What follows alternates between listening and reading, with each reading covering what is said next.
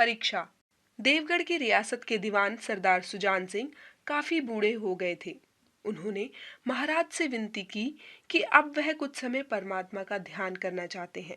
इस कारण रियासत के लिए कोई नया दीवान चुन लिया जाए। राजा साहब अपने नीति कुशल अनुभवी दीवान का बहुत आदर करते थे। उन्होंने नया दीवान चुनने की जिम्मेदारी भी उन्हीं पर डाल दी।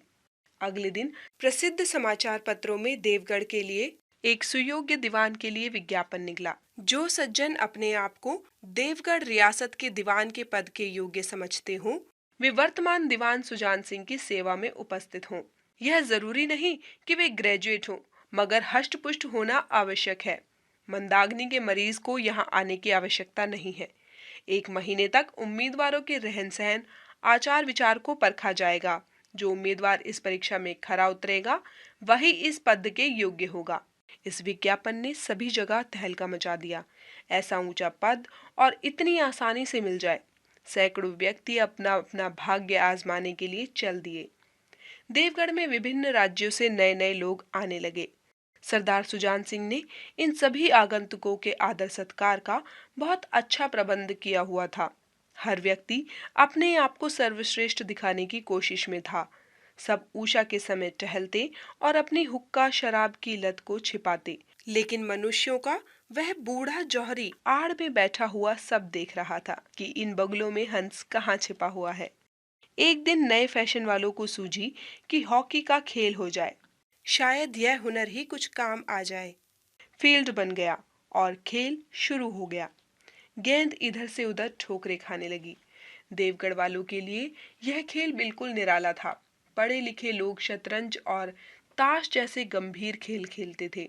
भाग दौड़ के खेल बच्चों के खेल समझे जाते थे। संध्या तक खेल चलता रहा, पर हार जीत का फैसला ना हो सका। अंधेरा हो गया था। इस मैदान से कुछ दूरी पर एक नाला था। उस पर कोई पुल न था। पथिकों को नाले में से चलकर आना जाना पड़ता था। एक किसान अनाज से भरी गाड़ी लेकर इस रास्ते से आया। नाले में कीचड़ था और नाले की चढ़ाई भी अधिक थी, इसलिए गाड़ी ऊपर न चढ़ पाती थी। थोड़ी सी ऊपर चढ़कर वापस नीचे आ जाती। किसान बार बार जोर लगाता और बार बार झुंझलाकर बैलों को मारता, लेकिन गाड़ी उभरने का नाम ही ना लेती। वह चारों ओर देखता, पर कोई सहायक नजर नहीं आता। कुछ खिलाड़ी उधर से गुजरे, पर किसी ने भी उसकी सहायता ना की। उन्होंने उसे देखकर भी अनदेखा कर दिया। उन आंखों में स्वार्थ और मद था, सहानुभूति का नाम भी ना था। उसी झुंड में एक उदार दयालु मनुष्य भी था। आज हॉकी खेलते हुए उसके पैर में चोट लग गई थी। वह लंगड़ाता हुआ धीरे धीरे चल रहा था। अचानक उसकी निगाह गाड़ी पर पड़ी। वह समस्या को समझ गया। उसने हॉकी एक किनारे रखकर कोट उतारा और किसान के पास जाकर बोला, मैं तुम्हारी गाड़ी निकाल दूं? वह गठे बदन का एक सुदृढ़ व्यक्ति था। किसान झुककर बोला, हुजूर, मैं आपसे कैसे कहूं? युवक ने कहा, तुम गाड़ी पर जाकर बैलों को साधो, मैं पहियों को ढकेलता हूं, अभी गाड़ी ऊपर चढ़ जाएगी। किसान गाड़ी पर जा बैठा। कीचड़ बहुत ज्यादा था। युवक घुटने तक जमीन में गड़ गया, लेकिन उसने हिम्मत न हारी। उसने फिर जोर लगाया। किसान ने बैलों को ललकारा। उनकी हिम्मत बंध गई। उन्होंने कंधे झुकाकर जोर लगाया तो गाड़ी नाले के ऊपर थी। किसान युवक के सामने हाथ जोड़कर खड़ा हो गया और बोला, आज आपने मुझे उबार लिया, नहीं तो सारी रात मुझे यहीं बैठना पड़ता। युवक ने हंसकर कहा, अब मुझे कुछ इनाम देना चाहते हो?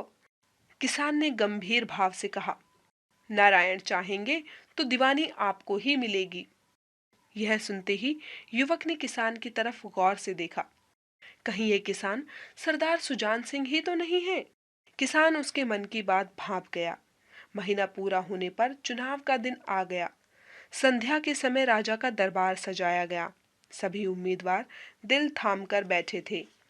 सरदार सुजान सिंह ने खड़े होकर कहा, मैं आप सबसे कष्ट के लिए क्षमा चाहता हूँ। इस पद के लिए दयावान, उदार, नेक दिल व आत्मबल से भरपूर एवं वीर महापुरुष की आवश्यकता थी। ऐसे गुण वाले व्यक्ति संसार में विरले ही होते हैं। किंतु सौभाग्य से हमें ऐसा व्यक्ति मिल गया है। मैं रियासत के पंडित जानकी नाथ को दीवान का पद पाने पर बधाई देता हूँ। रियासत के लोगों ने जानकी नाथ को सम्मान की दृष्टि से देखा। सरदार सुजान सिंह ने आगे कहा, जो व्यक्ति स्वयं जख्मी होकर एक गरीब किसान की गाड़ी नाले से निकालकर ऊपर चढ़ा दे, ऐसे व्यक्ति में सभी गुण होंगे और वह सभी का भला चाहेगा। उम्मीद है आप सब भी इस फैसले से सहमत होंगे।